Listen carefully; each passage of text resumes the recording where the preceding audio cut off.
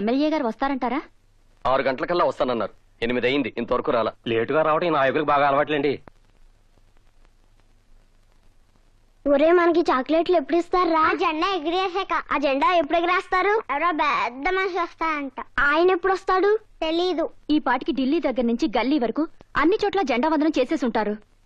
రైటే, కానీ ఎమ్మెల్యే గారు ఎప్పుడొస్తారో తెలీదు. చూడండి, పాపం పిల్లలు ఎండలో మాడిపోతున్నారు. అరుగో వచ్చేసారు. రండి రండి.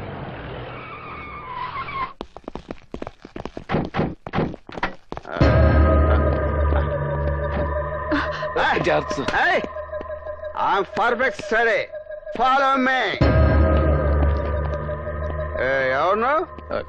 నేను ఈ స్కూల్ హెడ్ మాస్టర్ అండి. లేడీ ఎవరు? నా భార్య అండి.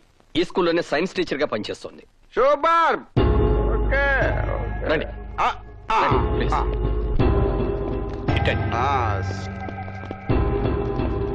ఇక్కడే సార్. ఏదా రిబ్బన్ ఏదా? రిబ్బన్ దేనికి సార్? మా వాళ్ళు ఏదో ఓపెనింగ్ ఉందన్నారు. ఓపెనింగ్ కాదు సార్, మరి మీరు జెండా ఎగరేయాలి సార్.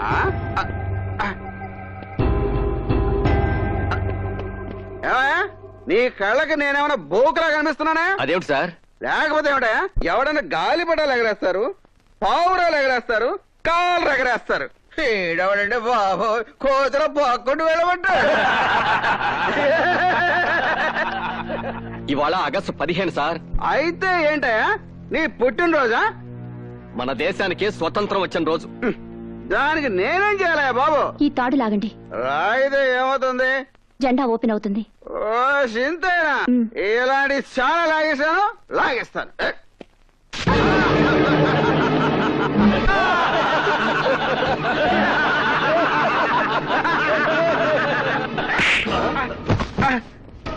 నీసుడా, నీలాంటి వ్యర్థమని జెండా ఉందనానికి పిలవటం నాదే తప్పురా.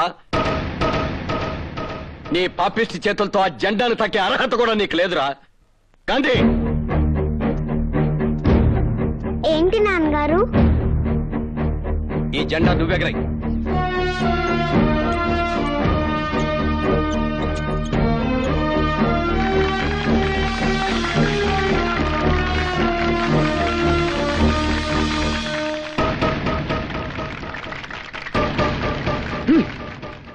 జరిగిందేదో జరిగిపోయింది, బాధపడకు. అన్నట్టు హాస్టల్ నుంచి అమ్మాయి ఉత్తరం రాసింది. 4 రోజుల్లో పరీక్షలు అయిపోతాయట. అయిపోగానే వచ్చేస్తానంది.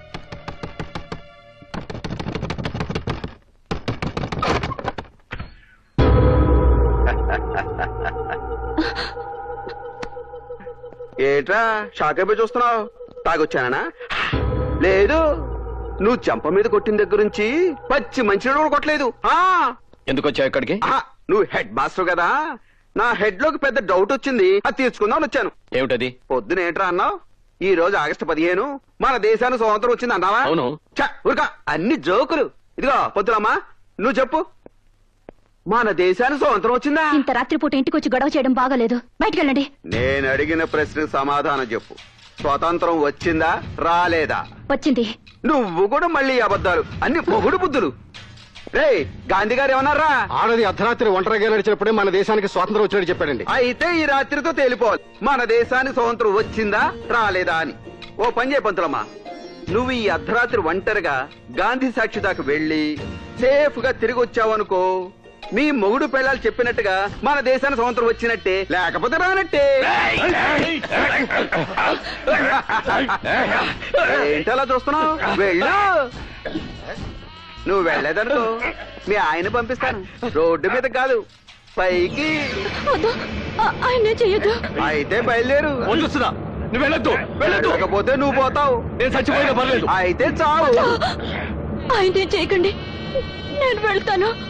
అది పెళ్ళావంటే ఈ బట్టలని తీసేసి వెళ్ళొచ్చి.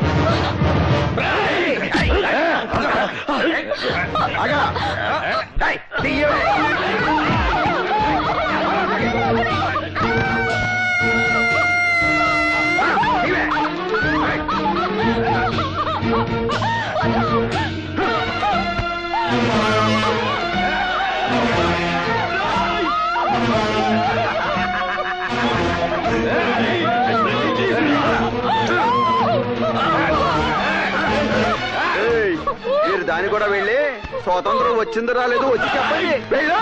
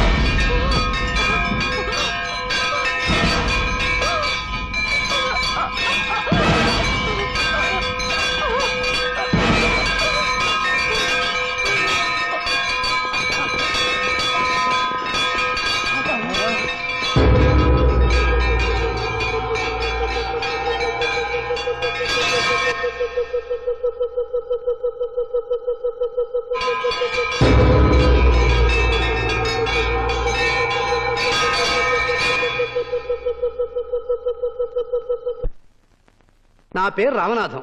ఈ హెడ్ మాస్టర్ ఇంటి పక్కనే ఉంటాం. ఈయన మహా శాడిస్టు. భార్యను విపరీతంగా అనుమానించి రోజు ఆమెను చెతకొడుతూ ఉంటాడండి.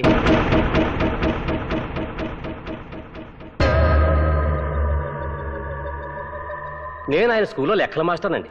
చెప్పకూడదు కానండి, మా హెడ్ మాస్టర్ మేడంని లెక్కలేని సార్లు హింసించేవాడు. సాటి మాస్టర్లతో మాట్లాడితే అక్రమ సంబంధాలు అంట కట్టేవాడండి. గతరాత్రి కూడా భార్యను అనుమానించి నగ్నంగా చేసి నడోడి మీదకి పంపించాడండి. పాప మా మహాతల్లి ఆ అవమానం భరించలేక గుళ్ళోకి వెళ్లి ఆత్మహత్య చేసుకుంది.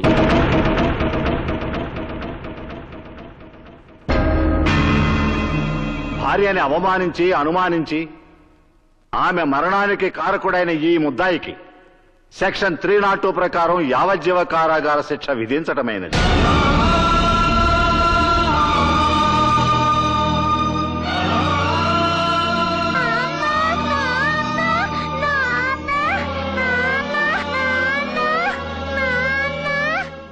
మందులో ఉన్న కనికరం కూడా లేకుండా లాగి గో మీద కొట్టావు. ఇప్పుడు చూడు ఎన్ని కష్టాలు తెచ్చుకున్నావు, అనుభవించు. హెడ్ మాస్టర్ చూస్తుంటే మరీ జాలేస్తుంది.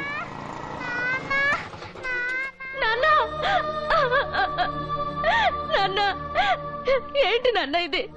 నువ్వమ్మని చంపావా? అబద్ధం, నువ్వమ్మని చంపలేదు, నువ్వమ్మని చంపలేదు, నువ్వమ్మని చంపలేదని చెప్పు నాన్న, చెప్పు నాన్న. ఈ పెళ్ళెవర్రా? Head master కూతురటండి. హాస్టల్లో చదువుకుంటుందండి. ఈ న్యూస్ తెలిసి వచ్చి ఉంటుంది.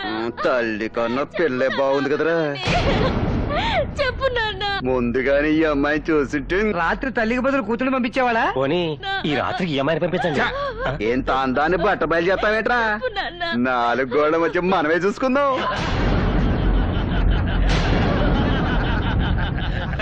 చెప్పు నాన్న, అమ్మ నువ్వు చంపావా లేదని చెప్పు నాన్న. అమ్మ నువ్వు చంపలేదని చెప్పు నాన్న.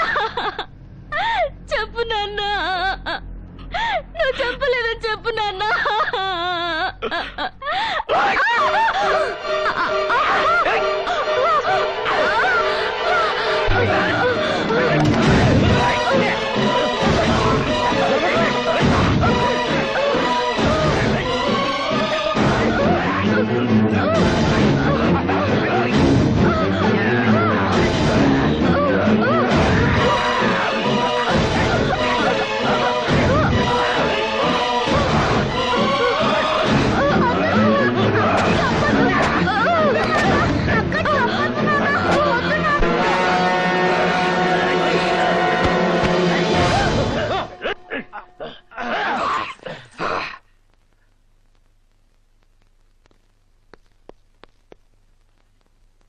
చచ్చిపోయింది.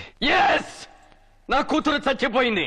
అవును, నా కూతురు చచ్చిపోయింది. కాదు, నా కూతురు చచ్చి బతికిపోయింది. నా కూతురు ఇంకా ఎవరు ఎవరు ఎవరు ఏమీ చేయలేరు. నా కూతుర్ని నేనే చంపేశాను, నా చేతులతో నేనే చంపేశాను. ఎందుకో తెలుసా? నేను బతికుండగానే నా పెళ్ళాన్ని కాపాడుకోలేకపోయాను. ఇప్పుడు నేను జైలుకి వెళ్తే నా కూతుర్ని వీళ్ళు బతకనివ్వరు, ఈ లోకం బతకనివ్వదు, దాన్ని బతకనివ్వరు. అందుకే అందుకే నా కూతుర్ని నేనే చంపేశాను. ఇప్పుడు నా కూతురు క్షేమం, దాని శీలం క్షేమం, దాని బతుకు క్షేమం. ఇక దాన్ని ఎవరు ఎవరు ఎవరు ఏమి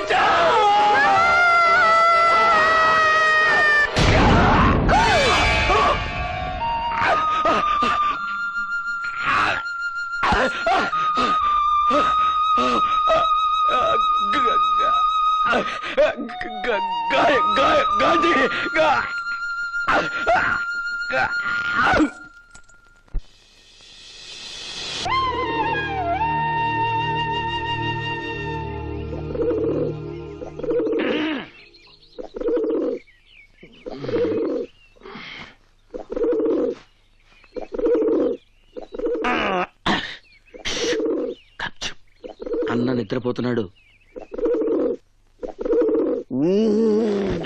పొద్దున నీ పాడితే తీగ ప్రోగ్రాం ఏంటి?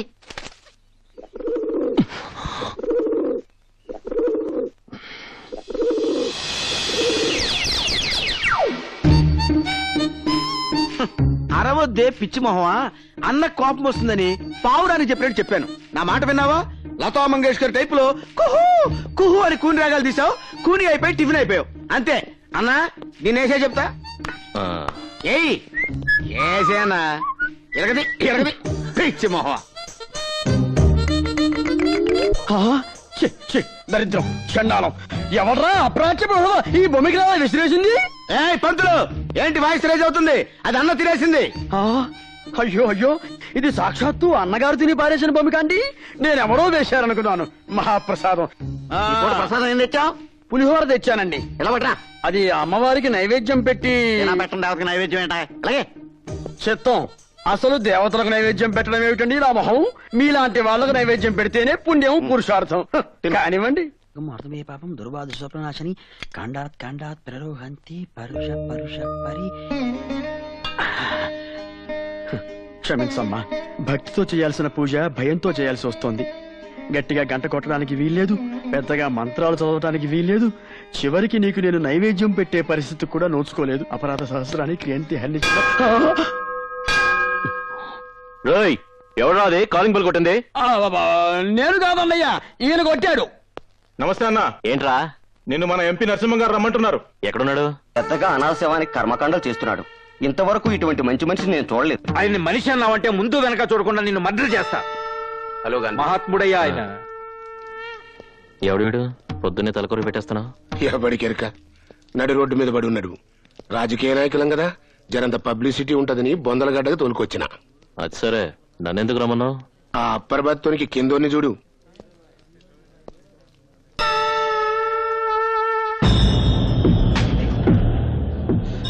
ఎవరి లోయర్ బ్రతికాడు? మన అపోజిషన్ మల్లేష్ గాడు. నీ పని నువ్వు చూసుకురా తమ్మి అన్నా వినిపించుకోలే. ఆడి పనులన్నీ ఇడిచి మన పనిలో ఏలు పెట్టిండు. మరి నాకు మండదా. అందుకే మన రవిగాంతో మార్నింగ్ వాక్ లో ఏపించేసి ఈడకి తీసుకొచ్చి 2 in 1 లెక్క తగలేసి కవరేజ్ చేస్తున్నా. హిస్టరీ వద్దు, మ్యాటర్ అంటే చెప్పు. గాని మనమే చంపినవని ఆ 2 టౌన్ ఎస్ఐ గానికి తెలిసి మన రవిగాన్ని అరెస్ట్ చేసి నొక్కబోయిండు. పెద్దలతో మనకెందుకయా, కళ్ళు మూసుకోమన్నా. ఎస్పీ నన్ను కూడా చూడకుండా నా మీదే కళ్ళారు చేశాడు. అక్కడికి 1,00,000 ఆఫర్ చేశాం. లాయర్ నన్ను కూడా చూడకుండా నన్నే కోర్టుకి ఇడుస్తానన్నాడు. చూస్తుంటే పెద్ద మగాడ్లా ఉన్నాడు కదా అని నేను నైటీ వేసుకొస్తానన్నాను. లాకప్ లో పెట్టి మక్కలు కొడతానని వార్నింగ్ ఇచ్చాడు. అంటే ఆ ఎస్ఐ గారిని సైలెంట్ చేసి మన రవి గారిని బయటికి తీసుకురావాలి, అంతేగా? గంతే. 50,000 అవుతాయి. ప్రొసీడ్ అయిపో, ఇంటికొచ్చి పేమెంట్ తీసుకపో.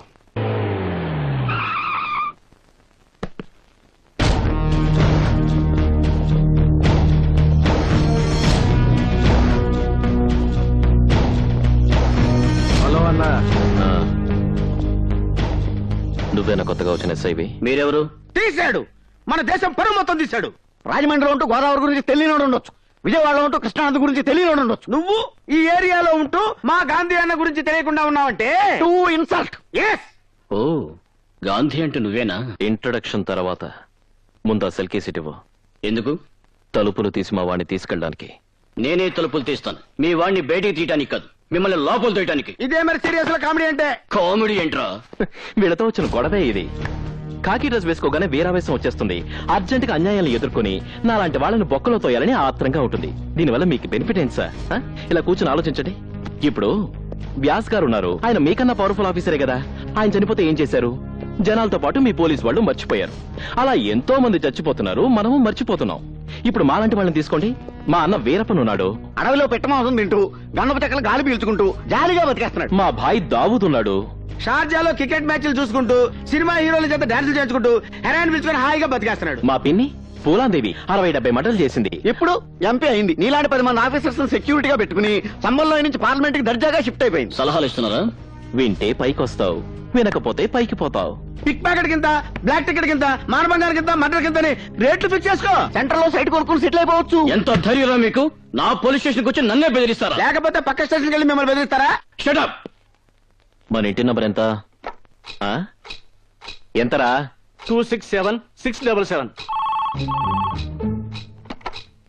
హలో, ఏం చేస్తున్నావు చెల్లెమ్మా? బొట్టు పెట్టుకుంటున్నాను. వద్దమ్మా, దాంతో ఇక నీకు పనుండకపోవచ్చు. ఆయనకి ఏమైంది? ఇప్పటి వరకు ఏం కాలేదమ్మా. ఇంకో అరగంటలో పెద్ద యాక్సిడెంట్ కాబోతుంది. అవుతుందా? అయ్యిందా? అవుతుంది. నువ్వు సరిగా 4:30 కల్లా గవర్నమెంట్ హాస్పిటల్కి వచ్చాయమ్మా. బతికుంటే సేవలు చేసుకుంది గాని, పోతే శవాన్ని తీసుకెళ్తూ గాని. ఏంట్రా వార్నింగ్ ఇస్తున్నావు?